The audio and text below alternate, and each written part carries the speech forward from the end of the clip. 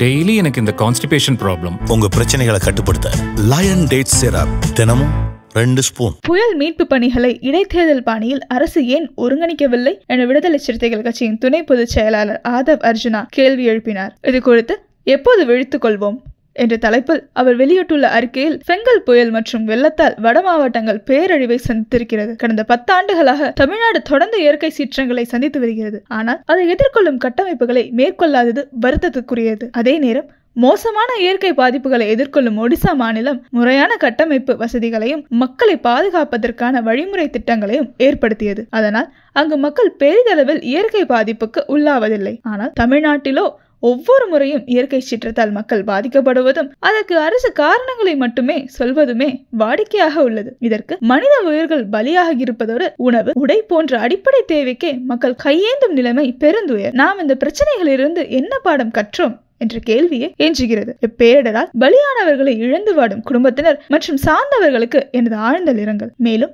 இப்பகுதியின் எளிய மக்களின் பொருளாதாரம் மற்றும் வாழ்வாதாரங்களை மொத்தமாக சிதைத்திருக்கிறது இந்த புயல். பலரும் அடிப்படை உணவுக்கு கூட போராடி வரும் நிலை ஏற்பட்டுள்ளது. எனவே அரசு போர்க்கால அடிப்படையில் தமது பணிகளை முடிக்க வேண்டும் என்று கேட்டுக்கொள்கிறேன். பாதிக்கப்பட்ட மக்களின் நிலையை விரைந்து அறிய அரசு துரித தகவல் மையங்களை உருவாக்குவது அவசியம். சாலைகள் பல பகுதிகளில் துண்டிக்கப்பட்டிருப்பதால் தன்னார்வலர்களால் கூட உதவிகளை மேற்கொள்ள முடியாத நிலையும் உள்ளது.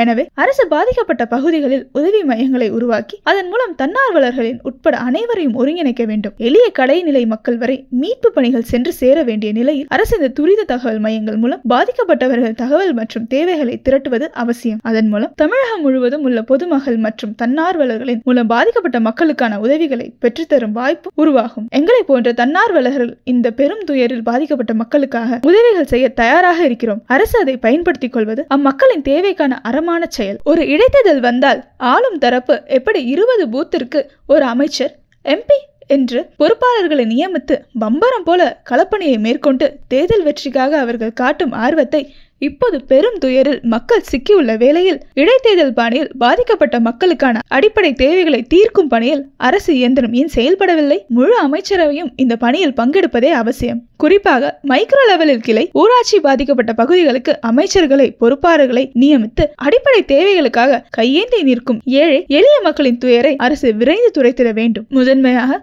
விளிம்பு நிலை மக்களுக்கு வெள்ள பாதிப்பால் தொற்றினை ஏற்படும் அபாயம் இருப்பதால் உடனடியாக மருத்துவ குழுக்களை நியமித்து முன்னெச்சரிக்கை நடவடிக்கைகளை விரைந்து மேற்கொள்ள வேண்டும். ஒன்றிய அரசிடம் பேரிடர் நிவாரண நிதி கேட்பது நமது உரிமை. அதில் எந்த சமரசத்திற்கும் இடமில்லை. தொடர்ந்து ஒன்றிய அரசு தமிழ்நாட்டை மாற்றாந்தாய் மனப்பான்மையுடன் செயல்பட்டு தமிழ்நாட்டிற்கான நிவாரண நிதியை வழங்க மறுப்பது கண்டிக்கத்தக்கது.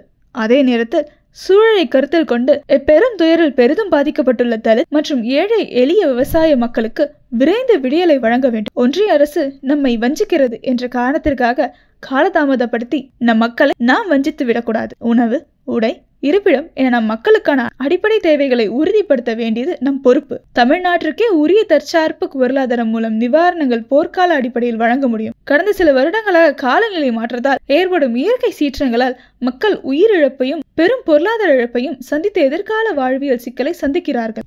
இதை தடுக்க பேரிடர் நிபுணர்களையும் துறைசார் வல்லுநர்களையும் கொண்ட ஒரு குழுவை அமைத்து இயற்கை பேரிடர்களை எதிர்கொள்ளும் வகையிலும் மக்களின் வாழ்வியலுக்கு ஊறு விளைவிக்காத வகையிலும் ஒரு கொள்கை திட்டத்தை ஒடிசா போன்ற மாநிலங்களை மேற்கொள்வது போல தமிழகத்திலும் மேற்கொள்வது அவசியம். இயற்கை பேரிடர்களை எதிர்கொள்வது அரசு இனி விழிப்போடு திட்டங்களை வகுக்க வேண்டும் என்று தெரிவித்துள்ள விடுதலை சிறுத்தைகள் கட்சி துணைத் தலைவர், துணை பொதுச் செயலாளர் ஆதவ் அர்ஜுனா, தனி மனிதனுக்கு உணவில்லை எனில் இந்த ஜகத்தினை அழித்திடுவோம் என்ற பாரதியாரின் வரிகளையும் குறிப்பிட்டுள்ளார்.